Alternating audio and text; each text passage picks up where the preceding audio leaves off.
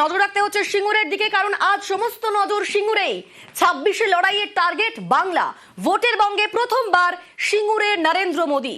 Nano বিদায়ের মঞ্চ থেকে কি বঙ্গজয় শিল্পের শান প্রধানমন্ত্রীর? গতকাল দেখেছিলাম মালদা থেকে তৃণমূলকে শিল্প বিরোধী বলে তোপ দেখেছিলেন। তাহলে আজ সিঙ্গুরে তিনি কি বার্তা দেবেন, সেদিকেই নজর রেখেছে রাজনৈতিক মহল। আমাদের সঙ্গে সরাসরি রয়েছেন প্রতিনিধি সুস্মিতা, এই মুহূর্তে সিঙ্গুর রয়েছে পাখির চোখ। সিঙ্গুরের শিল্পায়ন হবে কথা আগেও বলেছে বিজেপি নেতৃত্ব। সেই জায়গায় দাঁড়িয়ে যে সামনে ভোট রয়েছে, আর সেই ভোটের বাংলাতে আজকে প্রথমবার সিঙ্গুরের নরেন্দ্র মোদী। আজ কোন কোন বিষয়ে শান দিতে পারেন মোদী, কি কি বার্তা দিতে পারেন নরেন্দ্র মোদী?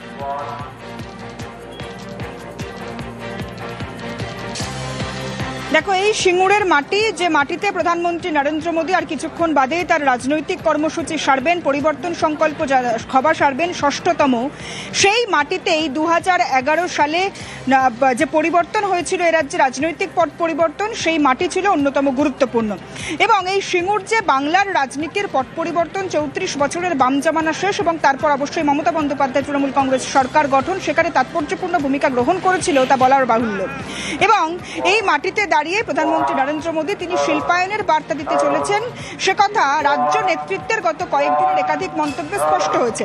তার কারণ, শুভেন্দু অধিকারী, সুকান্ত মজুমদাররা বারবার এই মাটিতে দাঁড়িয়েই সিঙ্গুরের জমিতে আবারও টাটা ফিরবে, রাজ্যে শিল্পায়ন হবে, বেকার যুবকরা তাদের কাজ ফিরে পাবে, সে বিষয়ে মন্তব্য রেখেছেন, সে বিষয়ে বার্তা দিয়েছেন।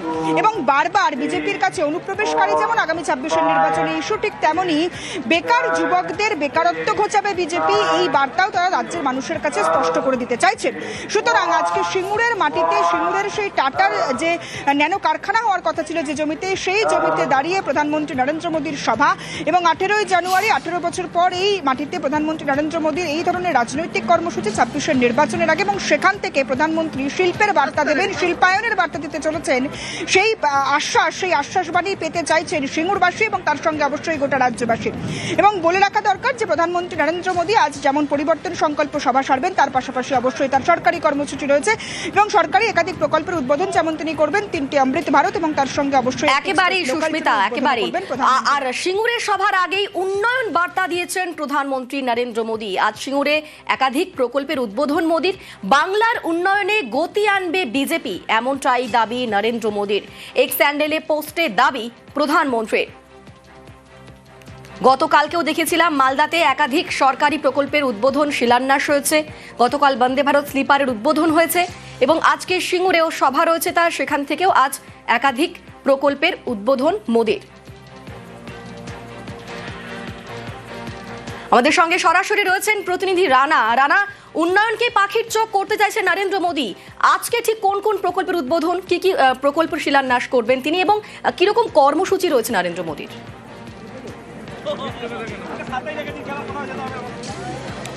একদমই তাই অনন্দিতা।